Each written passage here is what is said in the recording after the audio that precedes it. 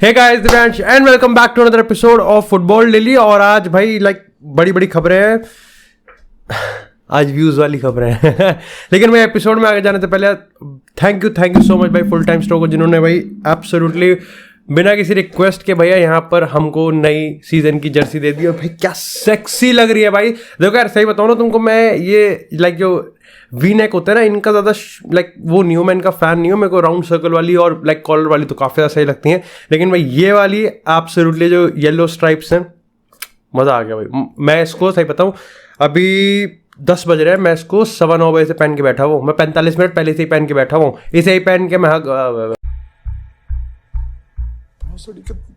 और अगर आज के एपिसोड की अगर हम पहले अपडेट की बात करें तो वो आती है यहाँ पर भाई बेंजेमा को लेके।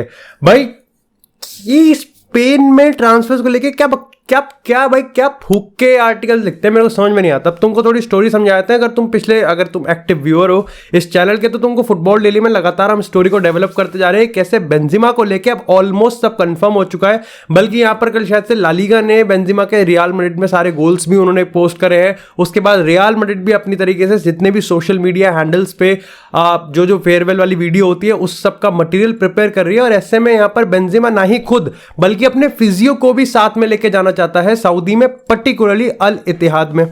अब कल होता ही है कि कल यहां पर मार्सा एक लंडेया अवार्ड ऑर्गेनाइज करता है जिसमें बेंजेमा को बुलाया जाता है।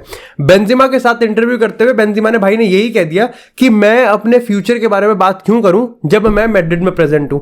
उसने ये चीज कही कि जब मेरा प्रेजेंट ही मैड्रिड में है तो मैं अपने फ्यूचर की बात क्यों करूं, मैं मैड्रिड में ही रहने वाला हूं। और इंटरनेट पे जो भी चीजें हैं वो सब बकवास है, इंटरनेट सच से बहुत दूर है।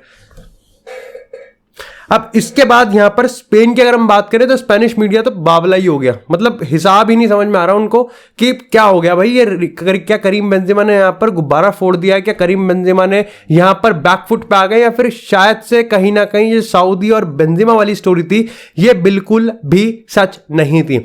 अब इसको थोड़ा सा आपको रियलिटी चेक करने के लिए ना आपको मल्टीपल रिपोर्ट्स को देखना पड़ेगा। और अगर मैं तुमको पूरे डायस्पोरा की मैं बात करूं, जहां पर आर्टिकल्स जहां से मैंने पढ़े हैं, वो ये मानते हैं कि देखो आप एक बार को समझ सकते हो कि बेंजेमा क्रिप्टिक होने की कोशिश कर रहा है, बेंजेमा थोड़ा सीक्रेट होने की कोशिश कर रहा है। और जब तक चीजें फाइनलाइज नहीं हो जाती, चाहे रियल मैड्रिड को शायद से उसने अभी तक डिसीजन नहीं बताया कि भाई मैं जा रहा हूं और तुम देख लो अपना, और यहां पर अल इत्तेहाद के साथ भी हर चीज अभी साइन नहीं हुई है, तो तब तक वो अपनी चीजों को मेंटेन कर रहा है। ये पहली बार तो है नहीं कि कोई यहां पर जो कनेक्शन है उसको डिनाई कर रहा है। दूसरी चीज यहां पर यह है कि अभी कहीं ना कहीं मेरे को ऐसा लगता है कि आपको ये समझना पड़ेगा कि इवन इफ ये हिंट दे रहा है स्टे करने का, 200 मिलियन 2 सीजन के, उसके बाद टैक्स में बचत, उसके बाद यहां पर 2030 का ब्रांड एम्बेसडर, और उसके बाद अब करीम बेंजेमा को लेके आपको समझना पड़ेगा कि yes he is one of the biggest footballer, लेकिन मेसी रोनाल्डो वाले लेवल पे नहीं है। मेसी रोनाल्डो नेमार ये थोड़े अलग लेवल के प्लेयर्स हैं। तो करीम बेंजेमा को ये अपॉर्चुनिटी मिल रही है, तो क्या वो इसको सीज करना चाहेगा या नहीं चाहेगा, तो ये आपको समझना पड़ेगा, थोड़ा नजाकत से देखना पड़ेगा सिचुएशन को। खैर, नजाकत की बात आई है तो अब बात कर लेते थोड़ी सी अल सैक्सी नसर की। तो भैया यहाँ पर रोनाल्डो ने कल इंटरव्यू दिया, और भाई ने क्यों इंटरव्यू दिया मेरे को समझ में नहीं आता। सही बताऊं तो भाई ने ये कह दिया, देखो क्रिस्टियानो रोनाल्डो हमारे बड़े भैया ने ये कहा है कि अल नसर, और अगर हम पर्टिकुलरली सऊदी की बात करें तो सऊदी में अभी के लिए एज मैटर नहीं करता। उन्होंने एक चीज कहा कि देखो सऊदी बड़े बड़े टैलेंट्स को लेके आएगा, और बड़े बड़े टैलेंट्स को देख के जब वो लेके आएगा वो रोल मॉडल को लेके आ रहा है। वो कहता है कि मैं क्रिस्टियानो रोनाल्डो की अगर मैं अपनी बात करूं तो मैं 20 साल से वर्क एथिक को फॉलो कर रहा हूं, 20 साल से मैं प्रोफेशनल फील्ड में हूं, और इस लेवल की फिटनेस को मेंटेन करना और इस लेवल की परफॉर्मेंस देना इस उम्र में भी कहीं ना कहीं एक्स्ट्राऑर्डिनरी वो खुद मानते हैं। अमूल मटर है ना, वो भाई ने ऐसे लगा लिया अपने। यार यही तो सेक्सी बात लगती है मुझे क्रिस्टियानो रोनाल्डो की। दूसरी चीज उन्होंने ये चीज कहा कि देखो ये जो चीज होती है ना, यंग प्लेयर्स को आपको यहां पर रोल मॉडल्स देने होंगे। और अल सैक्सी नसर की बात करें तो वहां पर क्रिस्टियानो रोनाल्डो है, आंद्रे तलिस्का है, लेकिन उसके बाद अगर हम बात करें जैसे लियोनेल मेसी की बात करते हैं तो उस पर भी हंट चल रहा है। अगर करीम बेंजेमा की बात करें ऑलमोस्ट क्लोज होती हुई दिख रही है डील। उसके बाद मेरे को पता चला कि भाई एलेक्सिस सांचेज भी उधर जा रहा है। उसके बाद बड़े बड़े प्लेयर्स को, चाहे हम सर्जियो रैमोस की बात करें, सर्जियो बुस्केट्स की बात करें, जॉर्डी एल्बा की बात करें, सबको लेके आ जा रहा है। ये रोल मॉडल है, और रोल मॉडल यहां पर ड्राइव करेंगे मोटिवेशन को।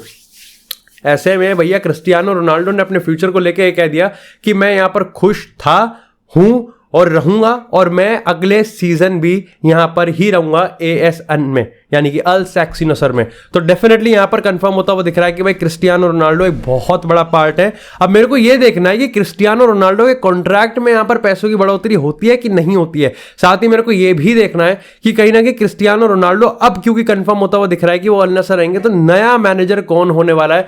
क्या वो यहां पर एक टैक्टिकली जीनियस होगा, क्या वो यहां पर एक पॉपुलर करिस्मेटिक मैनेजर होगा, या फिर वो दोनों का एक हाइब्रिड बछड़ा होगा, ये अभी भी देखना बाकी है। खैर, इसी के साथ बात करते हैं मेसी और बार्सिलोना की। तो भैया चीजें अच्छी होती हुई दिख रही थी बार्सिलोना की, लेकिन ऑफ कोर्स स्पेनिश मीडिया है, गांड में उंगल कैसे नहीं करेगी। देखो यहां पर मैं बता दूं, हिसाब से बन रहा है कि सबसे पहले तो जेरार्ड रोमेनो ने इस चीज को कंफर्म किया है कि बार्सिलोना खुद अब कुछ डिटेल्स को लीक कर रही है, जिससे वो ये कंफर्म कर सके कि मेसी के लिए ऑफर आने वाला है। यहां पर वो एक चीज लीक करने के चक्कर में है कि इस मंडे तक या फिर इस ट्यूसडे तक यहां पर बार्सिलोना जो अपना वायबिलिटी प्लान है, जो इनका प्लान है जिसमें वो सैंक्शन कर देंगे कि मेसी को भाई तुम साइन करने के लिए ग्रीन लाइट हमने दे दी है, वो यहां पर बार्सिलोना खुद लीक कर रही है मीडिया के थ्रू। और यहां पर उन्होंने ये चीज कहा कि अभी लगभग 10 दिन लगने वाले हैं वायबिलिटी प्लान को अप्रूव होने में। ये कंफर्म होता हुआ दिख रहा है कि यहां पर बार्सा को कोई सैंक्शन नहीं लगेंगे। येवियर तेबस बार्सा को ग्रीन चिट देने वाले हैं। अब यहां पर इस पूरे मसले का जो सार था वो इतना था कि कहीं ना कहीं बार्सिलोना अब ये मानती है कि भाई लियोनेल मेसी को वेट तो करना पड़ेगा। और यहां पर अगर आप मल्टीपल टियर 1 सोर्सेज की बात करोगे तो वो भी ये मानते हैं कि लियोनेल मेसी शायद से अब थोड़ा और लंबा वेट कर सकता है। वो यहां पर डिसीजन बनाने में इतना हड़बड़ाहट में नहीं है, वो बार्सा को ऑफर का वेट करेगा। अच्छा, जो इंटरेस्टिंग चीज हुई है पिछले 24 घंटे में वो ये हुई है कि for the first time ever Saudi अब 3rd नंबर पे आ चुका है, यानी कि वो अब दूसरे से खिसक के, पहले से खिसक के दूसरे पे, फिर अब दूसरे से भी खिसक के वो यहां पर तीसरे पे भी आ चुका है, क्योंकि अब दूसरे पे इंटर मियामी आ चुकी है। और कहीं ना कहीं इंटर मियामी को मेरे को लगता है कि ऑटोमेटिकली बूस्ट मिल रहा है बार्सा की वजह से, क्योंकि तुमको पता है कि बार्सा के बाद इंटर मियामी के अच्छे खासे चांसेस हैं। क्योंकि अगर हम यहां पर सऊदी की सरकार की बात कर रहे हैं कि 2030 का है, तो हमको ये नहीं भूलना चाहिए कि 2026 का वर्ल्ड कप यूएसए में ही है। और ऐसे में वो तो चाहते ही हैं मेसी को एज अ रोल मॉडल और ब्रांड एम्बेसडर उस वर्ल्ड कप के एडिशन का।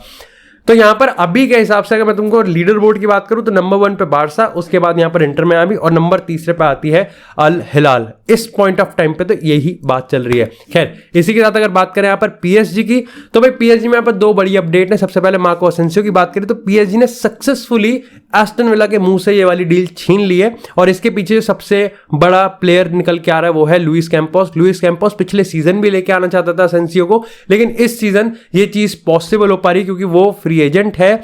असेंसियो एक्सपीरियंस प्लेयर है। असेंसियो एक बैकअप, रोटेशनल और एक मेन प्लेयर, तीनों रोल में काफी ज्यादा वैरायटी देता है। और साथ ही साथ यहां पर जो उसका टेक्निकल एबिलिटी है वो तो तुमको पता ही है, काफी अच्छा प्लेयर है। अगर वो इंजरी से थोड़ा दूर रहे तो प्लेयर काफी ज्यादा सही है। ऐसे में यहां पर स्क्वाड डेप्थ के चक्कर में भी पीएसजी को प्लेयर्स तो चाहिए। और अच्छी बात यह है कि बिना एफएफपी को दिक्कत दिए या फिर बिना कोई लार्ज ट्रांसफर फी दिए ये बात हो रही है। अच्छा, इसी के साथ यहां पर जाओ फेलिक्स का मामला चल रहा है। जब से एक खबर आई है कि भाई पोचेटिनो को फेलिक्स चाहिए ही नहीं, तो भैया फेलिक्स को भेजा गया वापस से एथलेटिको मैड्रिड। और एथलेटिको मैड्रिड का तुमको पता है सेकंड हाफ का सीजन इतना एक्सीलेंट गया है कि अब ये लगता है कि इसकी जरूरत ही नहीं है। बट स्ट्राइकर की जरूरत है, लेकिन इसकी जरूरत नहीं है। अब उसमें आपको ये पता है कि इसके लिए 120 मिलियन का इन्वेस्टमेंट एथलेटिको मैड्रिड ने किया, तो इतने आराम से तो वो देंगे नहीं। मतलब हद हो गई है कि यहां पर ट्रांसफर फी अब 60 से 70 मिलियन बताई जा रही है, और वो भी पीएसजी देने को तैयार है। ये डिपेंड करता है कि भाई पीएसजी का क्या गाल्टर ही रुकने वाला है, जिसने हाल ही के प्रेस कॉन्फ्रेंस में कंफर्म कर दिया कि सैटरडे को मेसी का लास्ट मैच होने वाला है। भैया वो ही रुकने वाला है जो कि वो चाहता है कि वो पीएसजी का मैनेजर बना रहे। भाई वो इतना ओपनली कह चुका है ना कि मेरे को पीएसजी का एक और मौका देना चाहिए, या फिर एक नया मैनेजर आता है जो कि मेरे को मुरीनो वाली वाइब आ रही है, क्योंकि रोमा सही में चैंपियंस लीग पे मिस आउट कर गई है। मैंने कहा था यूरोपा जीते तो ट्रॉफी तो थी, लेकिन चैंपियंस लीग का एक टिकट भी था और वो अब कट चुका है सविया का। तो यहां पर आपको समझना पड़ेगा कि अभी पीएसजी की फिलॉसफी भी समझ में नहीं आ रही कि भैया जाओ फेलिक्स पे तुम निकल रहे हो, उसके बाद तुम बर्नार्डो को भी देख रहे हो, उसके बाद तुम पता नहीं किस किस को देख रहे हो। तो ऐसे में एक एसेंसियो वाली डील होती हुई दिख रही है। बाकी तो अभी कह नहीं सकता। उगारते की बात करें तो उगारते पे चेल्सी इस समय पोल पोजीशन पे है, पीएसजी वापस से खिंच चुकी है। बाकी पीएसजी ने अपना जो प्रोसेस है आई थिंक किम मिन जे उस पे भी बंद कर दिया है। वहां पर मैनचेस्टर यूनाइटेड ऑलरेडी खड़ी हुई है पोल पोजीशन पे। मेसन माउंट की बात करें वो भी फट्टे पे खड़ी हुई है मैनचेस्टर यूनाइटेड। खैर इसी के साथ अगर बात करें तो भैया रियल मैड्रिड जहां पर एक तरफा करीम बेंजेमा की स्टोरी चल रही है, तो ये तो बेंजेमा की स्टोरी है भाई। रियल मैड्रिड पीछे बिना स्ट्राइकर के थोड़ी खेलेगी। ऐसे में यहां पर एक कंफर्म किया गया कि भाई हैरी केन को लेकर दिक्कत ये आ रही है कि ना ही रियल मैड्रिड के आई थिंक हायर ऑफिशियल बल्कि खुद पेरेज भी यहां पर टॉटनम के साथ बिजनेस करने में इंटरेस्टेड नहीं है। डेनियल लेवी से पटती नहीं है। तुमको पता है डेनियल लेवी जिस तरीके का बिजनेसमैन है वो पेरेज को पसंद बिल्कुल भी नहीं है, और ऐसे में मानते हैं कि हैरी केन में यार बहुत मत्था मारेंगे और अल्टीमेटली देंगे फिर भी नहीं।